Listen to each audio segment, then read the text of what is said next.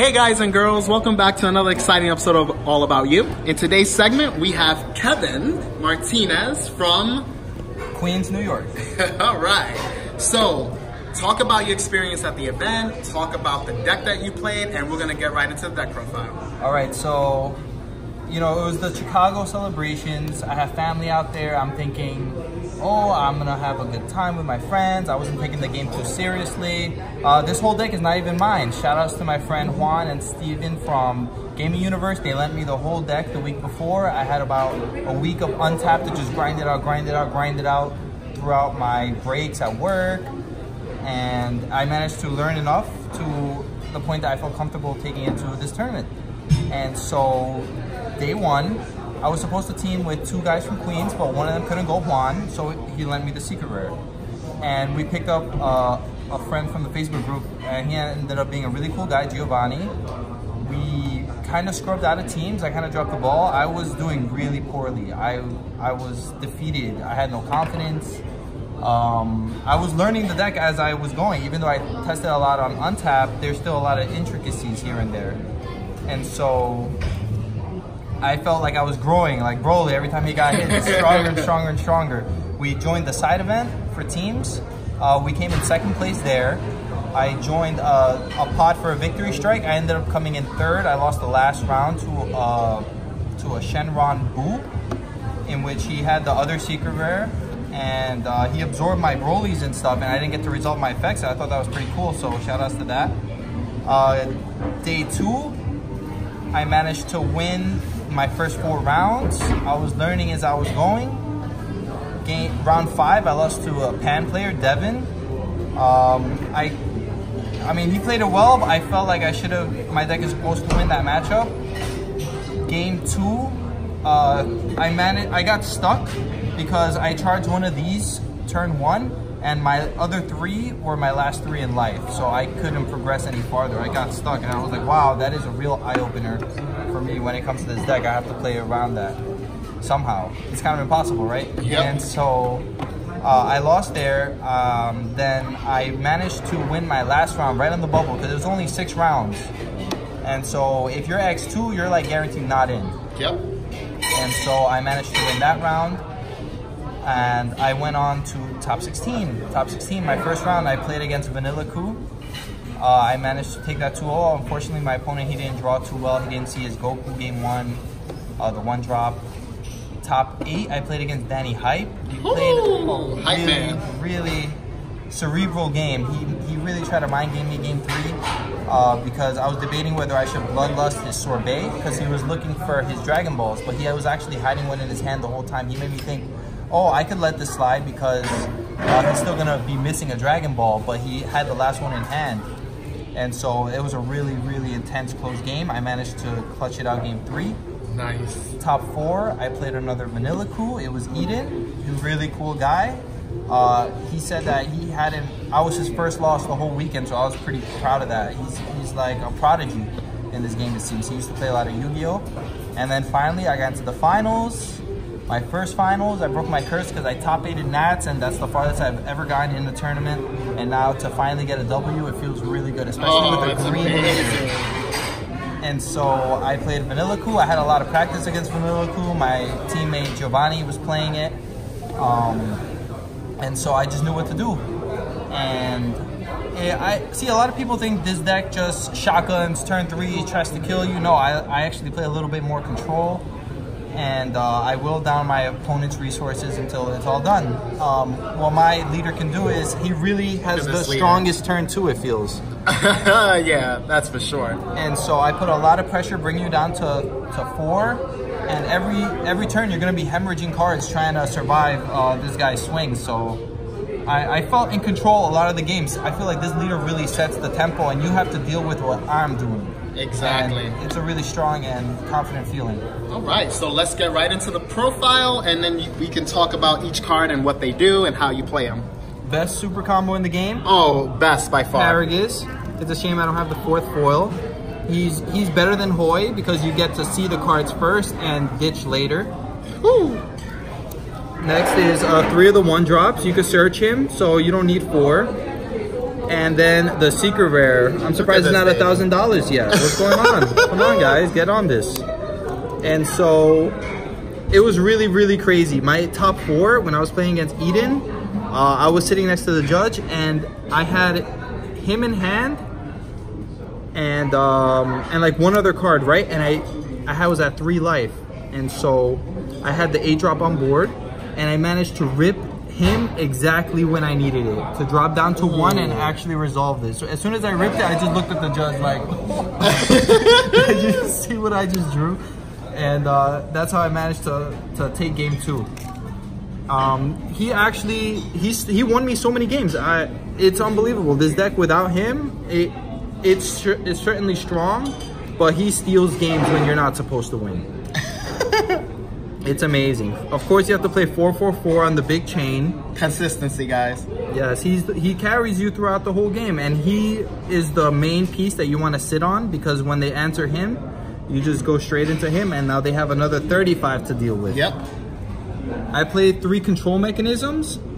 It's debatable to run 4 because there's often times that you have 2 guys on board, or if I have 2 Brolys on board, obviously I don't want to get rid of one of them. Yes. And that leaves only my leader popping ability in order to level them up. But guess what? He doesn't take up a slot. You could charge a green and still climb up the ranks, even if you have 2 Brolys on board. So he's really key at 3, minimum 3. Okay. I played a 1 of Wrathful Charge. How was that? How did that work out? It was a little questionable. I thought it was a really cute play with the Deadly Premonition Paragus, because that means I'm not really paying for his energy. And yeah, it's free. I ended up thinking that, you know what, if I'm playing against Super Shenron and my whole turn, they're going to be swinging multiple times, he can only do once per turn, but basically this allows me to level up on their turn and be able to have another pop available for the turn. So that's why I thought it could be a cute play that might come in clutch, it might not. I liked it, it's still in the gate, so it put in work. This was the MVP in the finals, Shocking Death Ball. These are my foils coming out of my Android deck, and so they brought a lot of luck with them. I saw them quite often, and I felt very safe having a Broly pop and a negate up. It's like there's not much you can do to stop me for a turn. Yep. Two of the premonitions, he searches and he readies the energy if you know how to play him out right. Game 1 of the finals, I feel like I really made strong use of him, opening him up first. And the reason I didn't summon my 1-drop turn 1 in game 1 was because I didn't have the 4-drop in hand, and because I was going second, I knew that he could 8-or-8 and Goku away him, and if I don't have a 4-drop, I'm just You're dead. just gonna lose the chain. Yeah, and I have to restart and kill myself in order to get back up. So he's still a strong turn 1 play when you need it.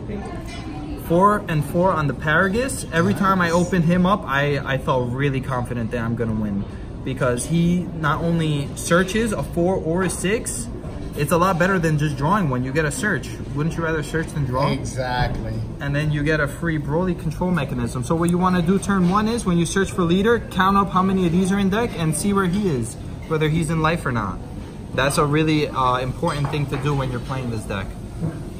Next up is my yellow package. Ooh, I noticed Frieza's Call on the winner of Charlotte, I believe. I found it to be interesting. I kept it just at 2.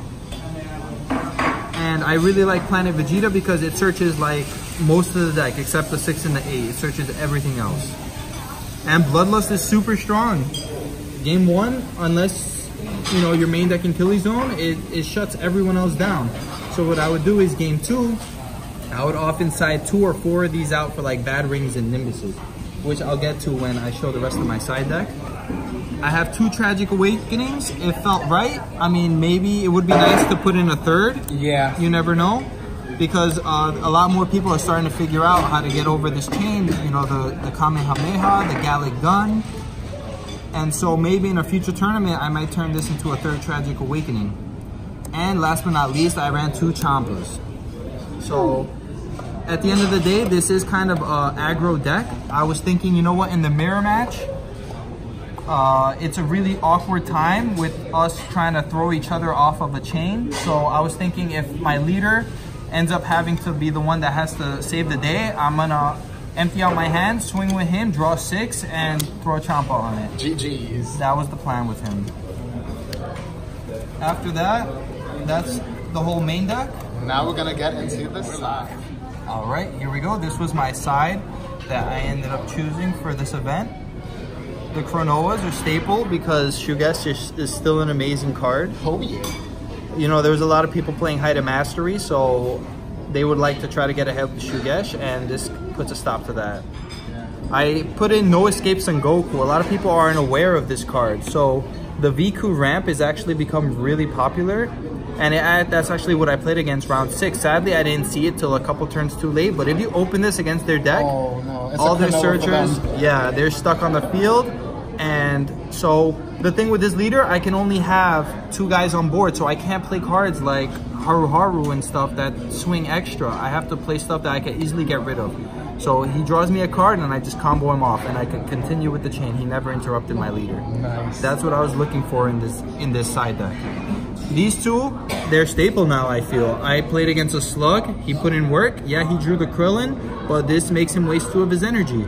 And because my leader does so much on turn 2 and he has to wait his turn 2 just getting over this, I'm just way ahead of him. Yep. This was really, it would be really good against Janemba. I didn't play any Janemba, but I felt really confident in that matchup because I could just aggro them down. Next up is minus Killy Zone. I wanted to run 4 of it because I was expecting a lot more green Broly, but it actually didn't come up. It's there for Bloodlust, Preemptive Strike from Slug. You got it just in case you guys were, you know. Yep, minus Killy Zone I feel like is a staple in today's meta. And my additional yellow package. So I know people are going to be siding in minus Killy Zones, so there would be oftentimes I would side out Bloodlust for this lineup. And this would definitely put in work with the Champa that I was talking about earlier. Go for game and stop them from being able to answer you. You gotta risk it for the biscuit. Yep. Here we go. And lastly, also for their mirror match, Heavenly Wizard Demigra. He only hits the 8, but when you time it right, it puts in work. It's also really strong, of course, against Vegeta Baby. Luckily, I didn't see any of them, and he never really came up except in the side events day 1. But day 2, he didn't come up, sadly. But I feel like this was a strong side specifically for this leader. Of course. And that is I also wanted to give shout outs to my good friends Elvis and Julian. We played a lot of card games together. Elvis got me into the game. He handed me an extra cell deck. He said, yo, you're gonna like this guy, he's strong. And I've been an Android fan ever since. We play a lot of Yu-Gi-Oh! Back in the day, but now we only play GOAT format, and every card is a very important resource. And so that's kind of, you know, my friend mentioned it, that's kind of how I was playing out the finals, just like whittling down his hand, making him hemorrhage cards every turn. So shout outs to them, and thank you again so much. All right, so I want to go over again my final match. I'm so happy that I managed to get to a final. I never expected it. You know, I do work hard in this game. I come out to locals every week. My locals is really strong. We're from New York, East Coast. Again, like I said in my old video of my Nats recap, that New York is still really strong. The East Coast got it. Jordan Markle did good. Every day I was learning with this deck, and my friend Steven let me, like, the whole core, and my friend Juan let me the secret rare. So it felt really nice because I wanted to quit. I was feeling down and out about the game. I wasn't performing too well. Guys, he wanted to quit. I was selling stuff. It's crazy. And I said, you know what? This is going to be my last hurrah. I'm going to come out to Chicago, visit my family, just hang out. And whatever, it's a free event, right? You know, Chicago celebrations. I'm really happy that Bandai and Jim, you know, put in a lot of effort into this. It really felt like a Cinderella story with all my friends coming through to help me to put this deck together. All the support, all the advice, seeing all of my friends around me, just cheering me on. You know, we're from New York. You know, Anthony Hernandez, I went up to him. I was like, yo, I'm so happy you're here. And he made me feel so much better too. Yes, it was great to see him here. He's also an inspiration. And then I want to also talk about the finals a little bit. I actually felt really confident going into the finals. At that point, I felt unstoppable. The fact that I got that far, I managed to beat Danny Hype, who's a big name in the game. And so there was I felt like a lot of people say that he shouldn't have Mafuba in my 4-drop, and because he should have read into the secret. I didn't see the secret game 1 at all, so maybe he kind of forgot about it. And so I had these 2 on board. And so what I was thinking, I'm assuming that in his mind, since you can't Mafuba this, he's scared of me going into a second 6-drop and having 2 double strikers swinging at him at every turn. Controlling the game, yeah. And so I noticed he only had 1 Mafuba in the side deck. So if that came in, you know, it makes sense to hit this, because then I can't go into my additional 6s. So you can't completely fault him for that, and reading into the 1 of ultimate compared to my 3 other possible 6-drops that I could have brought out on him. Exactly. And so it was definitely a tough game. It was a lot of attrition. I noticed he had a big hand, but I felt really in control the whole game. Like, a lot of my death balls, sadly, he did walk into them. But at some times I felt like he wanted to bait them, and I was really just saving them for like a scientist food drop. And so since he didn't have the Champa, it just didn't play out. We were both having really awkward times.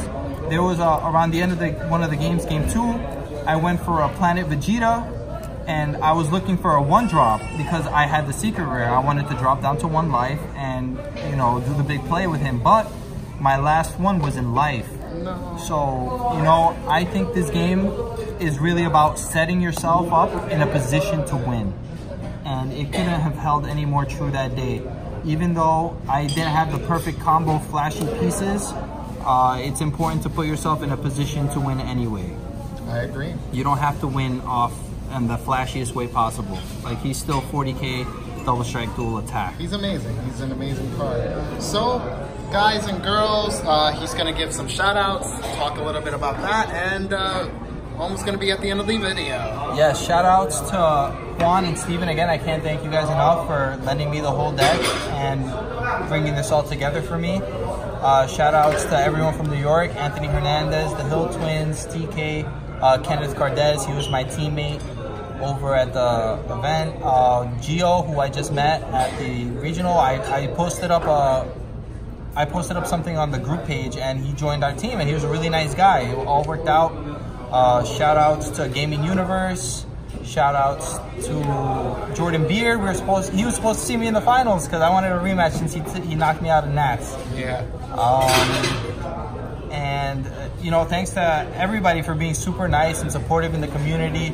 Like, it's really important that we all push each other to get better, and it's a really positive way, a positive outlet in life, you know, because it's not just about card games, it's not just about going plus, we're all growing together, we're all choosing to spend our time together on a card game that we love, and I hope this game continues to grow.